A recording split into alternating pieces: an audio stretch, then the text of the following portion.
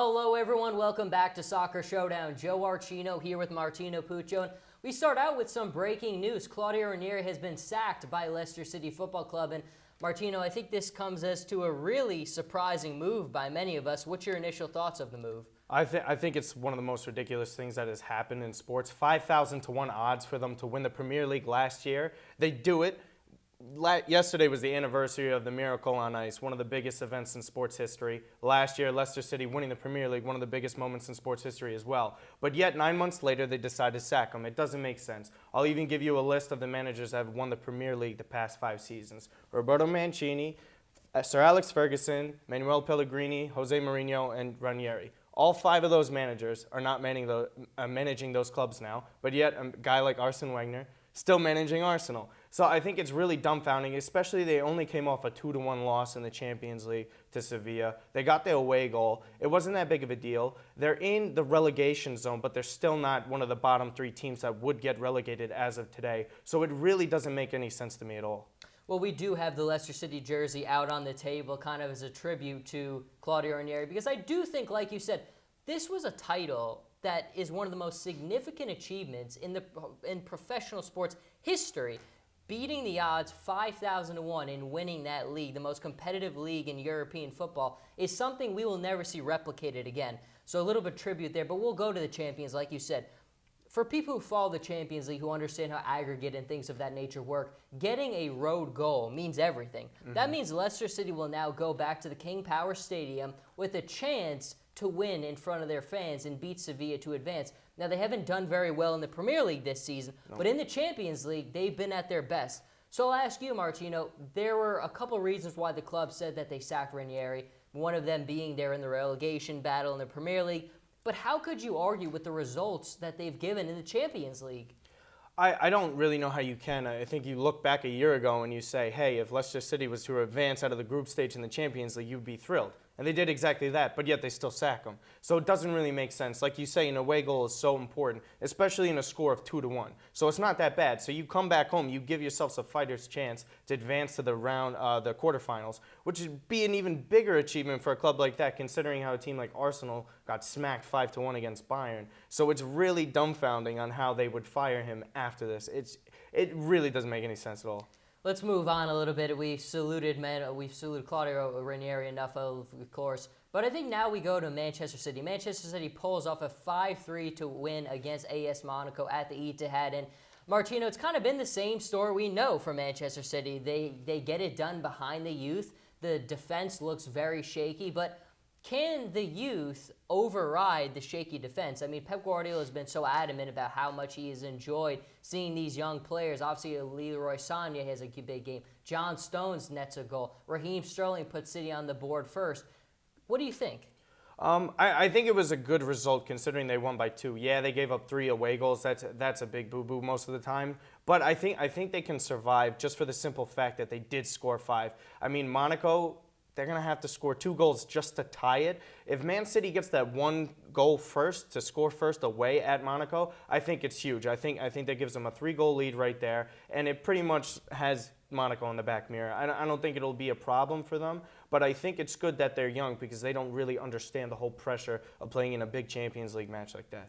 Well, Juventus certainly understands the pressure, and they had a big win against Porto, 2-0 in the Champions League in their first leg in the round of 16. And Martino, obviously, we've talked about it how many times on the show. Juventus has Serie A under lock and key. It's their title. It's their league. But right now, this is a competition where they put a lot of money in the offseason into winning it. Right now, they beat Porto 2-0, but they do it behind a 10-man squad. And then Bonucci was not able to go in this one for disciplinary reasons. So I'll ask you what everyone is asking. Can Juve win the Champions League, and do you make anything out of this whole rife between Allegri and Bonucci at the moment? Well, to start off with your first question, I think they do have a shot, especially considering that Barcelona looks like they're on the way out of the Champions League. Now, the fact that they did only score 2 goals against a 10-man squad is a little alarming, but not at the same time. I mean, Allegri made the 2 important substitutions when Marco Piacca scored the goal 5 minutes after being subbed on. Dani Alves scored 2 minutes after he was being subbed on. So he's using his players right. They have the right amount of depth. They spent the money, like you said, with Higuain. They have the depth as well after Bonucci got pretty much sat by Allegri after disciplinary issues. And to your point of asking the question about the disciplinary issues is you can't have one of your top players like Bonucci acting out against your boss and having like all these battles publicly, especially publicly. I mean, you would like to keep it behind doors, but the fact that it was publicly kind of speaks to the fact that Juve needs to set the example. Allegri needs to set the example, because if your top player is one of your top players is getting away with stuff like that, then that means everyone's going to get away with stuff like that. So I think it was a good idea for him to get benched. They won the game. They move on. They go back to Torino to go and close it out to survive and advance to the next round. Well, Allegri has said that they have resolved those issues. It's been put to rest, so we will certainly see. But another club that has a big win, Atletico Madrid 4-2 over Bayer Leverkusen. And Martino, you brought up Barcelona for a minute, which I think is a great one, because obviously with them perhaps being out of this competition very soon, that opens up the door for a lot of people. Atletico Madrid, one of them. Now, it hasn't been a perfect season for Atletico. They have struggled in La Liga, but this is a club who has made 2 finals appearances in this competition in the last 4 years. So I'll ask you, with Barcelona potentially out soon, can Atletico return to the final? I mean, we talk about it all the time, how difficult it is to just repeat in the Champions League. Just to get back to the final 2 years in a row is probably just as difficult. And the fact that they've had issues this past season, that not everyone's playing their best as they think they can. I mean, that was a draining loss in that Champions League final to Madrid. So I think they have a shot to get back to the final, but I just don't see it happening. I think it's too tall of a task for them to accomplish. Well, we'll move on now a little bit to the English Premier League, and you wouldn't be doing yourself a favor if you didn't talk Man United when you got to that point. So we're going to start off with, of course, Wayne Rooney. Right now, it has been a roller coaster ride with all of the news coming out about Wayne Rooney. Basically, we'll create a timeline for you because that's what we do here on Soccer Showdown. We're going to start off with Jose Mourinho basically saying that he can't guarantee Wayne Rooney is going to be with Man United by March 1st. Kind of odd that he would go out of his way to specifically say something like that. Then you have reports that Wayne Rooney's agent goes to China to meet with the Chinese Super League clubs, who are apparently offering him about $3 million a month to play for one of their clubs. Obviously, it's not the same level of competition as it is in Europe. And then you have today Wayne Rooney coming out and basically saying that due to all the recent rumors, he felt he had to come out and talk. He said he's not going anywhere.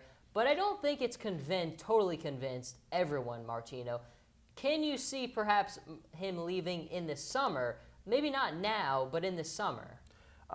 It really depends, because we've seen all these players lately moving to China for all this amazing cash money deals. I mean, look, if you or I were given a deal like that, we would take it in a heartbeat. But Rooney means something totally different to Man United. He's one of the greatest players that has ever played for them. It's kind of hard to imagine now him playing anywhere else in the world. But then again, money talks. But do I see him leaving? No, I don't see him leaving, and I think it was important for him to put these rumors to rest, because they're in the middle of a race to get to the Champions League, or even just win the Europa League, or whatever competition you want to have them competing in. But I think the important thing was that he came out, he said, look, I'm not going. If anything, we'll deal with this in the summer. That's okay to deal with it in the summer, but for now, to put the rumors to rest, I think it's something that will come up in the summer, but I just can't see it happening. Well, let's return now to Leicester City. And, it's funny enough, before the show even started, we had this segment planned, but now with Ranieri being sacked, we kind of changed things a little bit. But, again, we'll go back now. Leicester City faces a major, major problem right now. They are in danger of being relegated. They find themselves in 17th place, just above relegation. Hull City is right behind them with 18, and then Leicester City is right above them, basically, by 1 point. So I'll ask you, Martino, it seems now without Ranieri, they're in even more of danger of being relegated. Will they survive? Will Leicester City avoid relegation without their manager?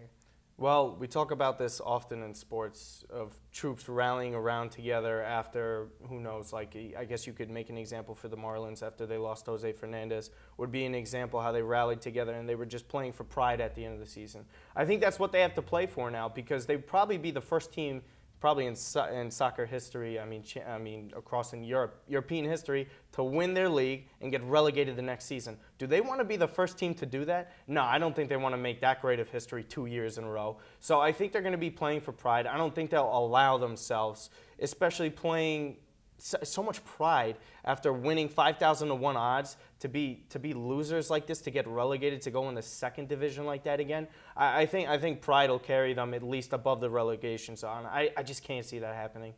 Well, we kind of round things out now with two more topics on the slate. We'll kick it off with Pep Guardiola saying that Barcelona is still the world's best despite its 4-1 loss to PSG in the Champions League. And obviously, Martino, Pep has been one of the big orchestrators. He won 2 Champions League titles with Barcelona. The list speaks for itself. Is he right? Is Barcelona still the best in the world despite the loss to PSG? I think it's kind of a stretch pushing it. Yes, they had one of the best talents in the world with Messi, Suarez, Neymar, but a team consists of 11 players. And I just don't think the best team in the world should be losing 4-0. It doesn't matter if it's your rival, the worst team in the league, a good team, another good team in Europe, Paris Saint-Germain. You shouldn't be losing 4-0. If you're the best team in the world, you should have a great defense, great midfield, great offense. And obviously, they don't have a great defense. You don't give up 4 goals by having a great defense. Do I think they can get back to their winning ways like they were with Pep? Yes, if they make the right purchases. But as of right now, Real Madrid are the defending Champions League winners, and they're playing better than them. Although they did lose this week, they're still the better team, in my opinion. Well, we kind of continue with Barcelona because they have a gigantic opportunity in front of them this weekend as they take on Atletico Madrid. Real Madrid slips up this week, which means that Barcelona can take first place if they can secure a win against Atletico Madrid. But Martino, we've seen such an inconsistent Barcelona as of late. Which Barca will we see today? The one that can take first place or the one that's really had that inconsistency? I think all it comes down to is the greatest player in the world, and it's Leo Messi. It's all on him. I mean, there's been reports that they're saying he's frustrated with Luis Enrique and the formations that they're in and the positions they're putting him in order to succeed. But at the end of the day, if you're the greatest player in the world, which I think he is, he should come out and play. This is a big game like this. This is a statement game. You got to go to Atletico. You got to win this game. Forget about a tie. Forget about just picking up the point where you got it. Real Madrid just lost this week. If you want to back up Pep's words saying you're the best team in the world, you go in and you go win. And you go win this game at Atletico Madrid. So I think Messi's going to show up because that's what the greatest players do. They show up at the biggest stages, and I think this is a big stage for him. You never bet against the great ones when the moment matters most. Thank you for listening to Soccer Showdown, everyone. Joe Archino here with Martino Puccio. We will be back soon. And one more thing, long live King Ranieri and his achievement at Leicester City Football Club.